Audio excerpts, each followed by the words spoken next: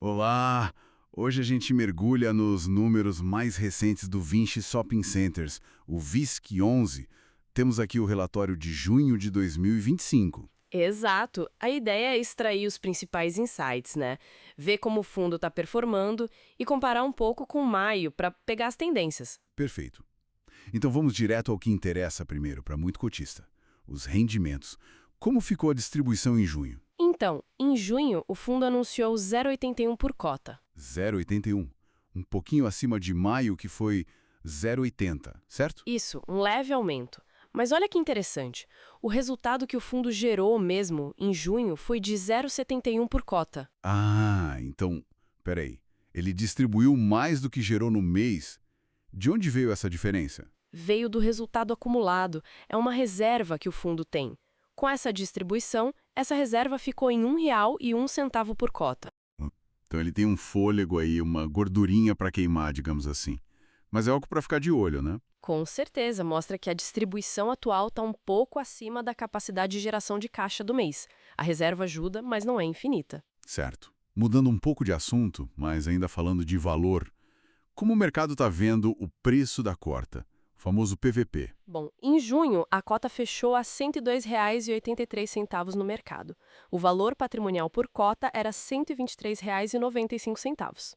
Fazendo a conta aqui rapidinho, isso dá um PVP perto de 0,83. Exatamente, aproximadamente 0,83. Se a gente comparar com maio, que tinha R$ 103,50 para mercado e R$ 124,15 para o patrimonial, o PVP ficou praticamente estável. Ou seja, o fundo continua sendo negociado com um desconto, né? Quase 17% abaixo do valor dos ativos no papel. Isso é um desconto relevante e que tem persistido mesmo com o fundo tendo, sei lá, mais de 344 mil cotistas e uma liquidez boa de quase 4 milhões por dia em junho. Pois é, o que será que explica isso? Talvez os indicadores operacionais ajudem a entender melhor.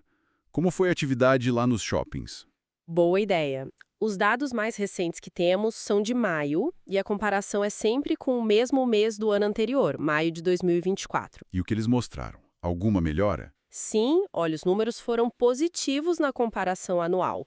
As vendas por metro quadrado, por exemplo, cresceram 8%. 8% é um bom número. E o NOI por metro quadrado, que é o resultado operacional líquido, subiu 6,5%. Isso é bom, indica que a receita está crescendo mais que a despesa operacional ali do shopping. Legal.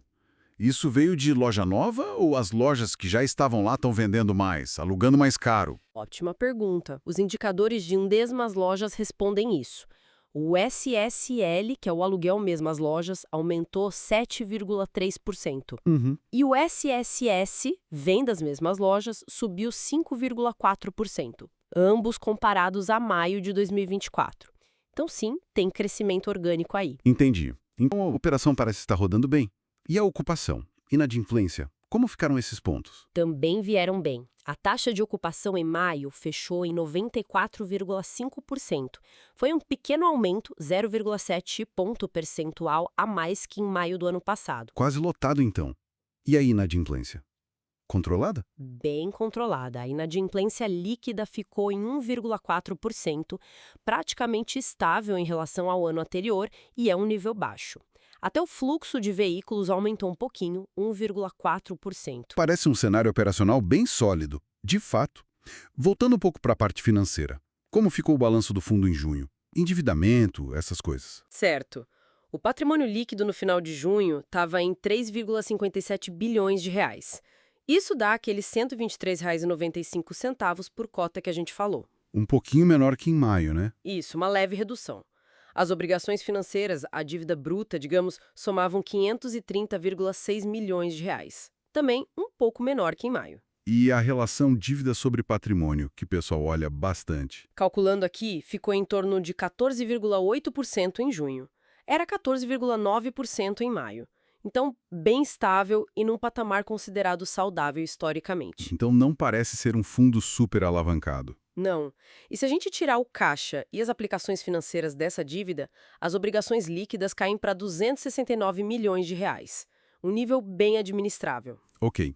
Então, para a gente fazer um resumo dessa análise toda, Quais seriam os pontos positivos e os pontos que talvez exijam um pouco mais de atenção desse relatório de junho? Bom, de positivo acho que dá para destacar o aumento na distribuição mensal, né, mesmo que pequeno, o desempenho operacional que está bem sólido, com crescimento anual em vendas, NOI, SSS, SR, a ocupação alta e a inadimplência baixa também. E claro, a reserva de R$ 1,01 por cota dá uma segurança. E os pontos de atenção? O principal, eu diria, é essa questão da distribuição de junho ter sido maior que o resultado gerado no mês. Isso consumiu um pouco da reserva. E o outro ponto é esse desconto do PVP, que não some, né? Parece meio desconectado dos bons resultados operacionais. Entendi. E o que o próprio gestor fala sobre isso no relatório? Eles comentam essa situação? Comentam sim. O gestor reforça justamente esses bons indicadores operacionais. Eles mencionam a reserva acumulada como um ponto de suporte para a distribuição e, importante, eles mantiveram a estimativa de distribuir entre 0,80 e 0,85 por cota por mês até dezembro de 2025. Então eles sinalizam uma confiança aí na capacidade de gerar caixa, ou pelo menos de usar a reserva de forma estratégica para manter esse patamar. Exato, é um sinal de confiança na manutenção desse nível de rendimento para os próximos meses. Legal. Bom, acho que passamos pelos pontos principais dos números de junho do VISC-11.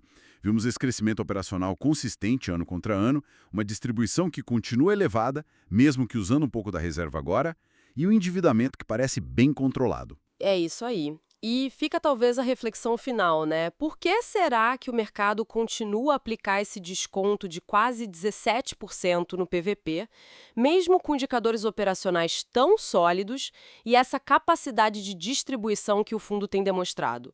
Entender essa dinâmica entre os fundamentos e a percepção do mercado vai ser bem interessante de acompanhar nos próximos relatórios.